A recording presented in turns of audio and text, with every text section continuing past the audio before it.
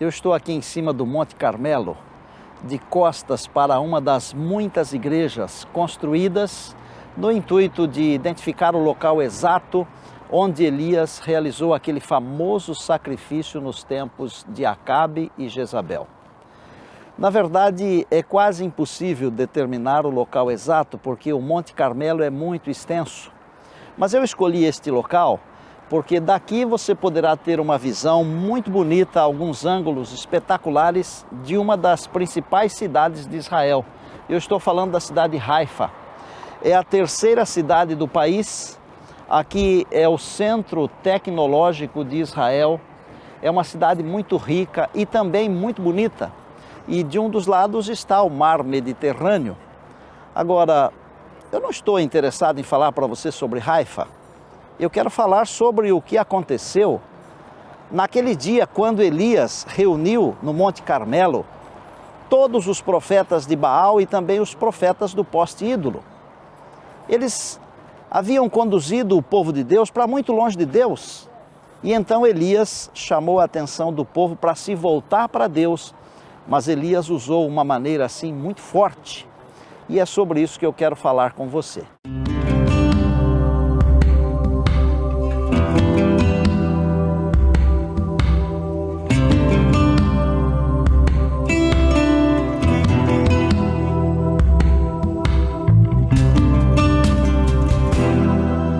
Para que você entenda, eu vou começar no capítulo 16 do livro de 1 Reis.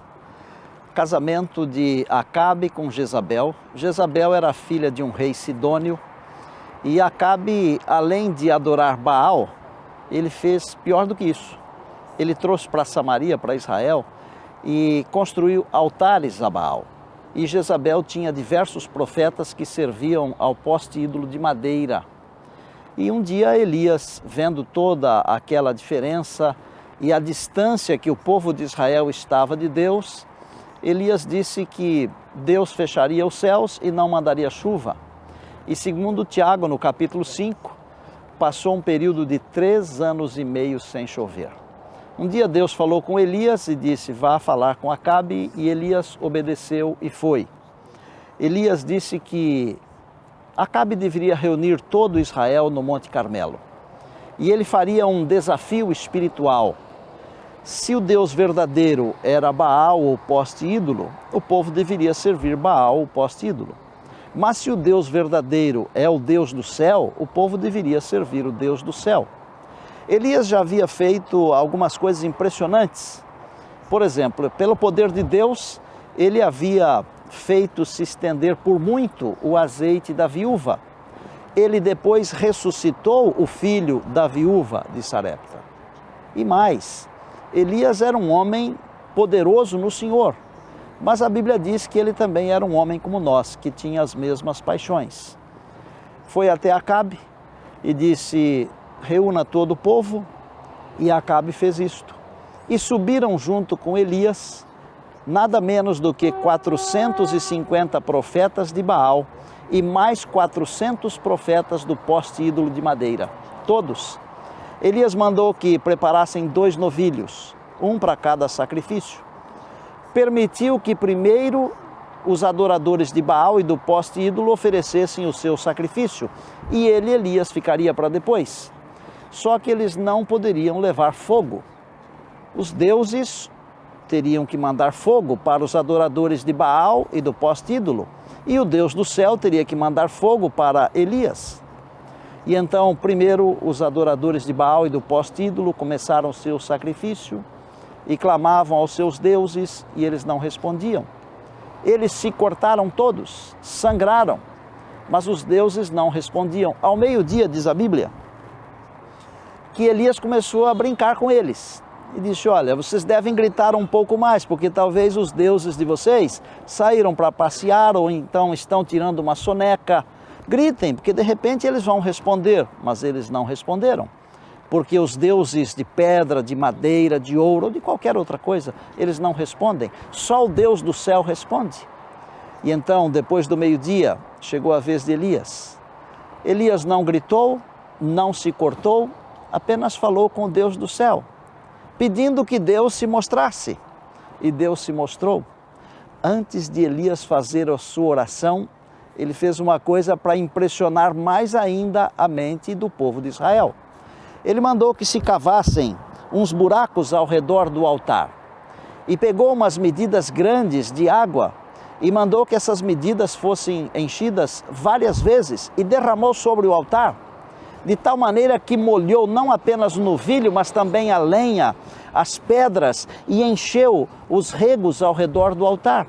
E quando Elias falou com Deus, o Deus do céu, mandou fogo que consumiu o novilho, consumiu também a lenha, consumiu a pedra e queimou a água ao redor e até a terra. E então Elias mandou que matassem todos os profetas falsos. E o povo que estava assistindo clamou a uma só voz: o Senhor é Deus, o Senhor é Deus. Todos os profetas foram mortos, os falsos profetas. Mas Elias, o profeta de Deus, que estava reivindicando o caráter de Deus e a adoração ao verdadeiro Deus, permaneceu. Logo, Acabe contou a Jezabel que todos os profetas falsos tinham sido mortos. E Jezabel disse que mandaria também matar a Elias. Mas antes disto, Elias orou ao Deus do céu para que mandasse chuva e ainda avisou Acabe. E logo se formou uma pequena nuvem do tamanho da palma da mão de um homem. E essa nuvem foi ficando grande e escura e choveu muito pela palavra de Elias, pelo poder e palavra de Deus. Elias fugiu de medo de perder a sua vida, mas ele cumpriu com o seu propósito. Se eu continuasse aqui falando sobre este tema, eu poderia dizer para você que Elias andou um tempo até encontrar um lugar, mas Deus apareceu, o anjo do Senhor apareceu, ofereceu comida, água, ele comeu, tentou tirar uma soneca, dormir um pouco, o anjo acordou de novo, ele comeu outra vez, bebeu de novo, e com aquela comida e com aquela bebida de Deus, ele caminhou 40 dias e 40 noites até chegar a Horebe, o monte de Deus. Lá ele se escondeu numa caverna. E ele falou para Deus: pode tirar a minha vida, porque eu não sou melhor do que ninguém, nem do que os meus pais, nem do que os outros profetas. Porque todos te abandonaram e só eu fiquei. Ao que Deus lhe respondeu: Elias, eu ainda conservei em Israel 7.000 que não dobraram os seus joelhos a Baal. Às vezes nós pensamos que estamos sozinhos, mas Deus tem outras pessoas fiéis, outras pessoas sinceras. O que é que esse episódio de Elias nos ensina? Ele nos ensina que nós devemos ficar do lado de Deus, mesmo quando todos estão contra Deus. Quando tudo parecer escuro e quando aparentemente não houver mais nenhuma saída, o Deus do céu vai responder. Ainda que ele tenha que responder com fogo, mas ele responde. Elias é um daqueles elementos, daquelas pessoas, uma daquelas pessoas que Deus escolhe porque sabe que pode confiar. Não é só Elias. Há outras pessoas como José, por exemplo. Deus sabia que podia confiar em José. Por que Deus podia confiar em Elias? Porque sabia que pelo poder do Altíssimo ele enfrentaria todos os falsos deuses e falsos profetas e renovaria o culto ao verdadeiro Deus, ao Deus do céu. Nós estamos nos encaminhando para o final da história do mundo.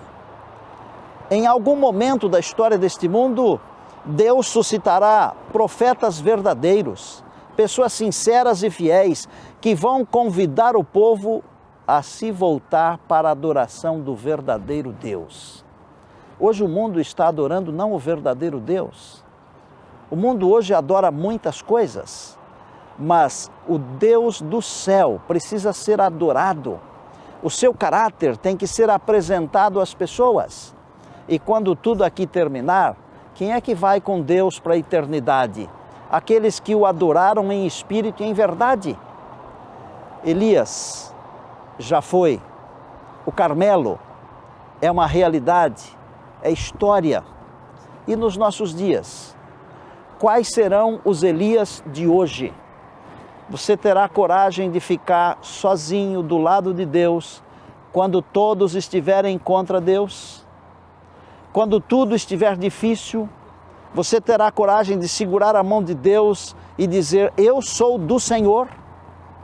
Aproxima-se rapidamente o tempo, quando nós teremos que tomar uma decisão final, cabal. De que lado vamos ficar na história?